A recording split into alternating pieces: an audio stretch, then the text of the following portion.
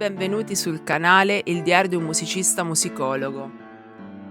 Come avete visto dal titolo, in questo video ci occupiamo di una iniziativa che vede coinvolti molti artisti per aiutare delle popolazioni in difficoltà. La solidarietà degli artisti verso le persone in difficoltà è sempre esistita. Se questo argomento dovesse interessarvi, potete scriverlo nei commenti e farò un video dedicato a questo. Il 16 novembre 1894 un terremoto colpì la Calabria meridionale e la Sicilia orientale ed ebbe effetti distruttivi in un'area di 80 km, compresa tra i piani d'Aspromonte e la costa tirrenica. I danni furono ingenti. A seguito di questo avvenimento, molti artisti, pittori, poeti, compositori e scrittori donarono un loro lavoro per la realizzazione di un volume. I proventi della vendita sarebbero stati devoluti per i danneggiati del terremoto di Calabria e Sicilia. In apertura la presentazione dell'opera di Giuseppe Mantica, curatore del volume. Ai lettori. Quando, rattristato dalle prime dolorose notizie giunte dalla Calabria e da Messina, accennai alla pubblicazione della Fata Morgana, più d'uno sorrise e a confortarmi dell'opera iniziata esclamò argutamente: 2 danni, un dopo l'altro, il terremoto e i numeri unici. Ma la doccia arrivò tardi, perché il ministro Baccelli aveva già disposto che la Reale Calcografia lavorasse alla ideata pubblicazione. Giuseppe Verdi aveva già scritto apposta per essa una pagina di musica e l'aveva accompagnata con una di quelle lettere che sa dettar solo la semplice e grandiosa bontà del genio. E già Tullo Massarani mi inviava un sonetto con 100 lire da versare al comitato, ed i fratelli Danesi e il Perino ed altri avevano già spontaneamente offerto il loro lavoro senza restrizioni. Lo scritto continua con un dettagliato elenco di tutte le donazioni ricevute, la carta, i colori e tanto altro. L'avviso ai lettori si chiude con queste parole: della Fata Morgana non si regaleranno copie ai collaboratori, i quali daranno perciò il buon esempio al pubblico comprando primi la pubblicazione. Roma, 12 febbraio 1895. Firmato Giuseppe Mantica. Non abbiamo però una spiegazione sulla scelta del titolo Fata Morgana. All'interno ci sono 2 scritti con lo stesso titolo, firmati da Ugo Fleres e Giuseppe Foix. Entrambi fanno riferimento al mito della Fata Morgana. Questo termine definisce anche un effetto ottico, un miraggio, che si manifesta nello stretto di Messina, creando l'illusione di vicinanza delle 2 coste.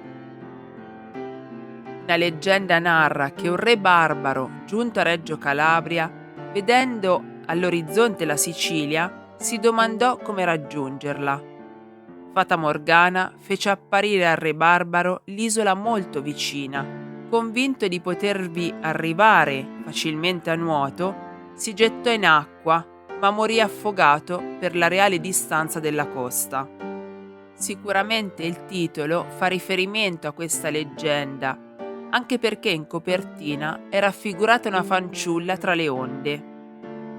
Se avete una spiegazione diversa, potete scriverla nei commenti. Grazie. Prima di illustrarvi il contenuto del volume, faccio una premessa. Nella raccolta troviamo poesie, prose, disegni e brani musicali per pianoforte o pianoforte e voce. Saper suonare il pianoforte era molto diffuso nelle classi sociali medio-alte nell'Italia di fine Ottocento e fare musica insieme faceva parte della vita quotidiana di una famiglia. L'elenco degli artisti è notevole, ve ne cito solo alcuni: Verdi, Fogazzaro, Sciuti, Pascoli, Capuana, Cilea, Costa, Leoncavallo, Sgambati, Verga, Morelli, Negri, Aganor, Michetti, D'Annunzio e molti altri. I contributi all'interno del volume sono i più diversi e ogni artista ha in qualche modo affrontato un aspetto della tragedia del terremoto. L'opera è talmente particolare e suggestiva che ogni pagina è una sorpresa.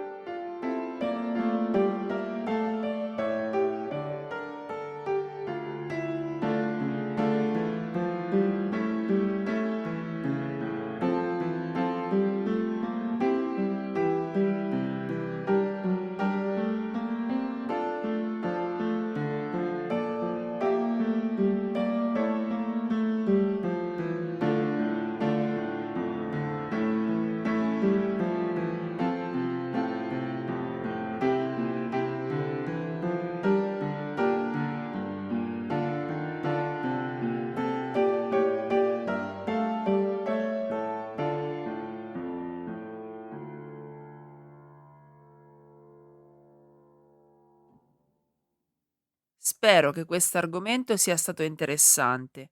Vi ricordo che potete sostenere il canale iscrivendovi e attivando la campanella. Grazie e a presto.